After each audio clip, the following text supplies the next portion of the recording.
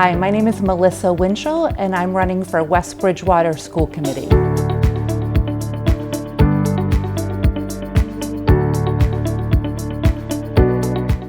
There is a special reason I'm running. Dr. King said that life's most persistent and urgent question is, what are you doing for others? I've dedicated my life to public education and to community service, and running for West Bridgewater School Committee allows me to combine both of those intentions in my life, education and service, for the good of the place that I now call home. I want to tell you a little bit about how West Bridgewater came to be home to me. So I grew up in a town here in Massachusetts very similar to West Bridgewater. It's a small town with really caring schools bordering a city. My parents could not have afforded to live there except for some extended family help. I come from a really humble family of farmers and ministers, and a value that I learned as the kid of a minister is to really care about others and to commit my life to service. My family was rather lower class growing up. I was the free lunch kid, a first-generation college student, and I had to pay my own way through college. I did that by getting an academic scholarship and working 3 jobs all the way through school. My parents were unable to support me in any way through college, and so I did it myself. I'm married now for 22 years, and I have 3 children, 2 sons and 1 daughter, ages 23, 22, and 10. I'm a proud military wife and military mom. Go Army! My husband Jason and I moved here from Lynn after our daughter Mariah was born a little over 10 years ago because of her disability and her medical issues. My children are the 4th generation of the Piers and Winchell families to go to schools in West Bridgewater. My husband and I are both public educators, and we really love our work in public schools. Still, we find our budget really stretched by our daughter's 13-plus surgeries, her medical complications, her dozens of specialists, medical equipment, and prescriptions. We live in a small home on Spring Street, so I understand how hard it is to manage a family budget and to afford to live in a community like ours with really great schools. I know it can be expensive. So I'm running for school committee because I'm a taxpayer here in West Bridgewater, and like so many of our families, I'm working hard to afford to live in this good community. Because I've had kids in the West Bridgewater schools since 2009. They've attended every grade in this district, and my daughter is currently a 4th grader at Howard School. So West Bridgewater literally has my heart every day. And because I have a lifetime of experience in education and want to use my experience to serve my community, experience, service, and my heart, that's why I'm running for school committee.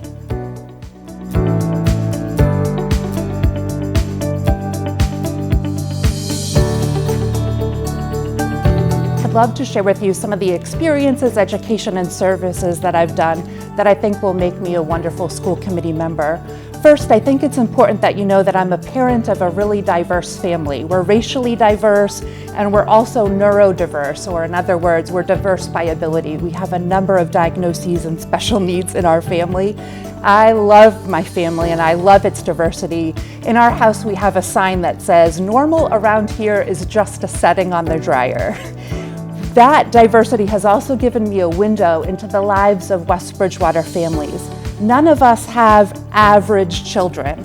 All of our kids learn differently from each other. They all need different kinds of teaching, supports, and care to thrive in school. Currently, we have no school committee member with education experience. It's so important to get someone with education experience on our school committee, and I've been a lifelong educator. I started teaching when I was in college, and I taught English as a second language in downtown Boston and in Chinatown. I did my student teaching internship in the Lynn Public Schools and then continued to teach in a high school in the Lynn schools for 10 years. I then became a district administrator in Lynn, overseeing all of the middle and high school English as a second language programs. As part of my role, I coached teachers to help them to become better at what they do. I managed school budgets and grants. I wrote curriculum. I modeled lessons, and I designed workshops for teachers and administrators throughout the district. I also attended a lot of school committee members as a teacher in Lynn and as an administrator, and so I understand teachers' unions and school committees and how they work. When we moved to West Bridgewater, I became a professor of English at Massasoit Community College, where I taught for 7 years, and I'm currently a professor of education, the education of middle and high school students at Bridgewater State University, where I'm finishing my 3rd year. I teach students how to teach. All of my students want to become middle and high school teachers. So in that role, I supervise them during their internships. I'm in middle and high schools all over the South Shore, watching my students teach, working with the teachers in the school in the service of my student and helping my student learn to be a good teacher. In fact, this semester I'm actually in the West Bridgewater Middle Senior High School every other week, working with one of my students here and one of our great district teachers. I also, at the university, help to provide leadership to their efforts to teach professors to teach more effectively. I know what great teaching looks like, and I know how to help teachers become great teachers, and it's part of the work that I love. Something that not a lot of people understand about being a professor is that a huge part of what we do is service. We're actually required to serve. We're required to serve our university, and we also have the opportunity to serve our larger community outside of the university. And that's one of the major reasons why I wanted to become a professor, so that I could dedicate more of my time to community service. So for example, I get to consult with local school districts in our area. I teach teachers in those districts and help the districts with their strategic planning in these mostly predominantly white school districts, as I help them to learn to teach a more and more racially and ethnically diverse student body. I've also done a lot of service as a volunteer. In my lifetime, I've co-founded 2 nonprofit organizations. In Lynn, that organization was Ripple Effect, and now here in West Bridgewater, Inclusion Matters. Both nonprofits focus on education and supporting the development of students and families outside the school walls. In my role in those nonprofits, I've managed budgets, created strategic plans, worked with school stakeholders. As president of Inclusion Matters, I meet regularly with our school district leadership here in West Bridgewater. I host monthly workshops for families with special needs in our town and for families from all over the South Shore. I fundraise to pay for presenters and top-notch speakers for those workshops. I've rolled out a teacher grant program along with my fabulous board of directors to recognize an inclusive or special ed teacher here in our district who's doing excellent work. And I also host and organize and run an annual special needs conference at Bridgewater State University every year that attracts over 80 parents from across the South Shore. I'm also a volunteer with a number of statewide education efforts. I'm a surrogate parent with the state of Massachusetts. In that role, I have educational custody of children in group foster care. I attend their IEP or their special ed meetings. I receive their report cards and their progress reports. I go to their schools and observe them.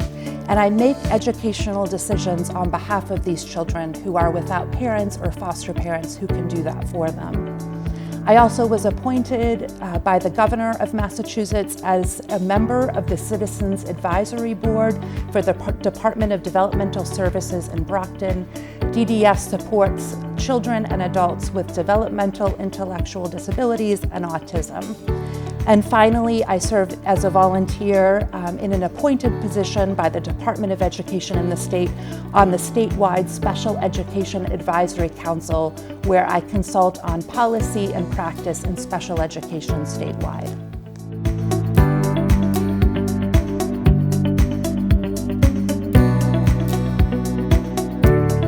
I think there are 3 major priorities in the West Bridgewater schools. First, we need to reduce our over-reliance on school choice tuition. Second, we need to become more serious about inclusive and multicultural ed and doing more of that joyful work in our schools. And finally, we need to catch up with the state's emphasis on deep learning. Let me take each of those in turn and explain them a little bit. So first of all, reducing our over-reliance on school choice tuition. This past year has been what the state calls fiscal year 2020. And we received $1.4 million from school choice students. These are students who live in towns outside of West Bridgewater who choose to come and apply to come into the West Bridgewater schools. If they're approved, if there's room for them, their districts then pay us to have them in our schools. And so this is a tuition benefit for us. If you follow my Facebook candidacy page, you know that the number has been increasing steadily over the last 10 years. So the amount of money that we've been receiving from school choice students has been steadily on the rise. For comparison, 10 years ago in fiscal year 2011, that number was $930,000. We currently have 262 school choice students in our district, and we have already 130 applicants for next year. We're not going to have room for 130 applicants, but a lot of school families and other school districts want to send their kids to West Bridgewater schools, which speaks really well of the good work that we're doing here. But there is a problem, as we all know. Our town is growing, and the more families who move into West Bridgewater, the more there are kids in our schools, and the more West Bridgewater kids we have in our schools, the fewer seats we have to give to these school choice tuition paying students from other districts. As I see it, there are two options that we can do to solve this problem. Number one is something I'm sure no one wants to see, which is that as our school choice numbers decline, as our West Bridgewater school population increases, the town would have to pick up the difference between those dollars. In other words, the town would be paying more and more money every year.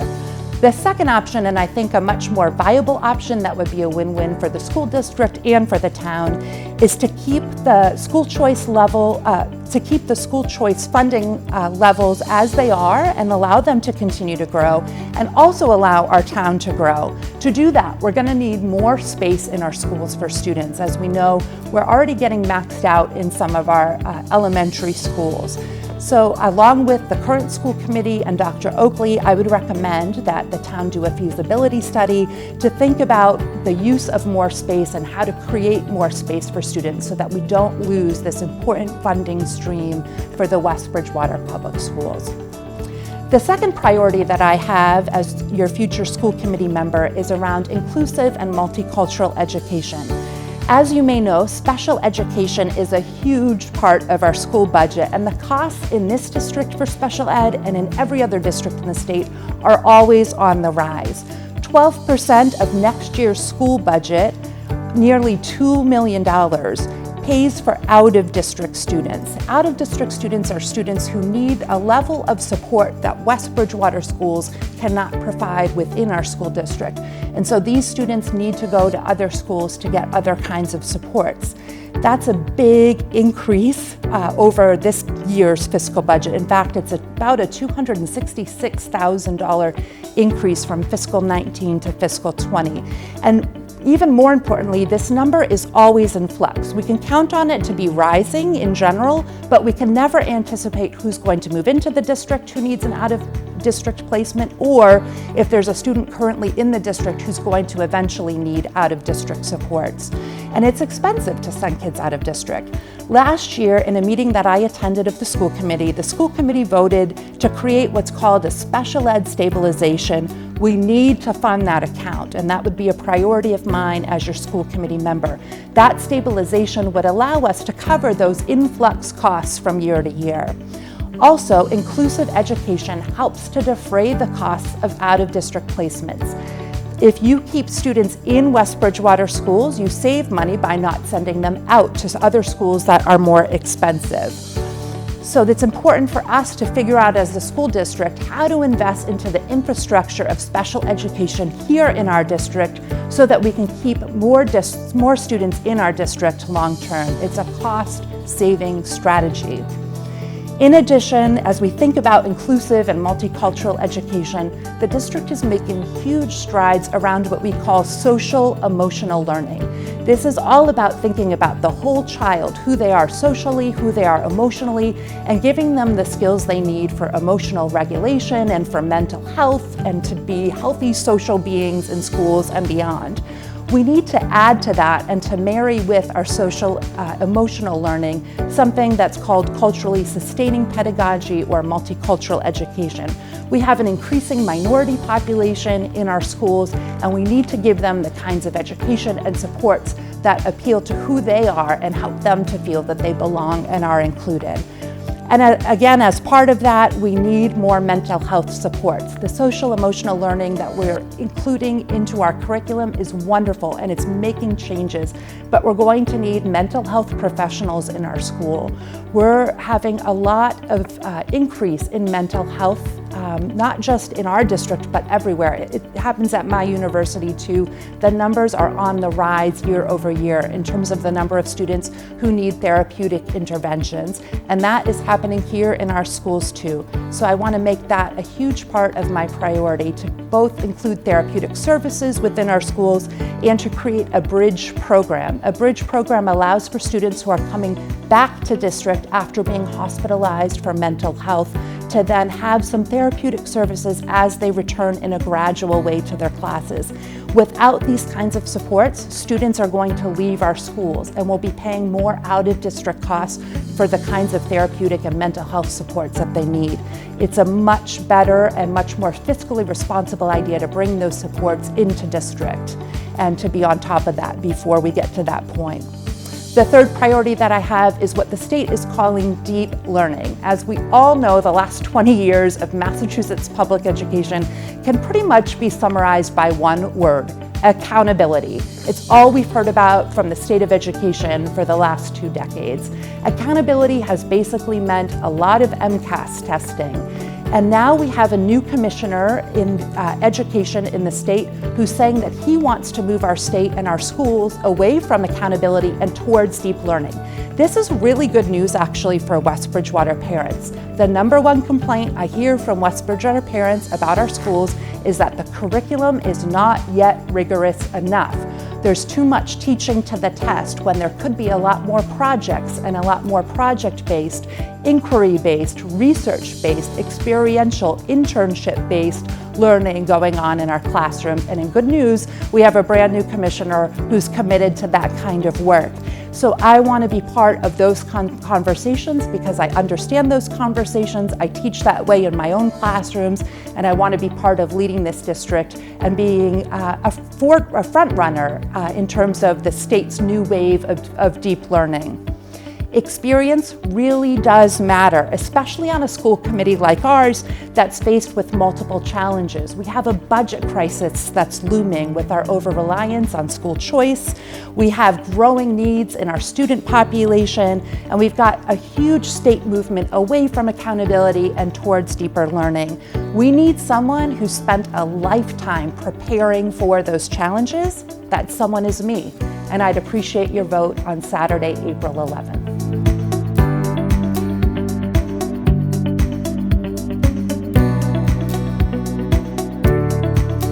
Please, if you would like to learn more about my candidacy, please follow me on Facebook. You'll find my Facebook page at Winchell, WINCHELL, 4 WBSC. And I also have a personal email address at mn, as in Noel, Winchell01 @gmail.com. And I'd love to hear from you.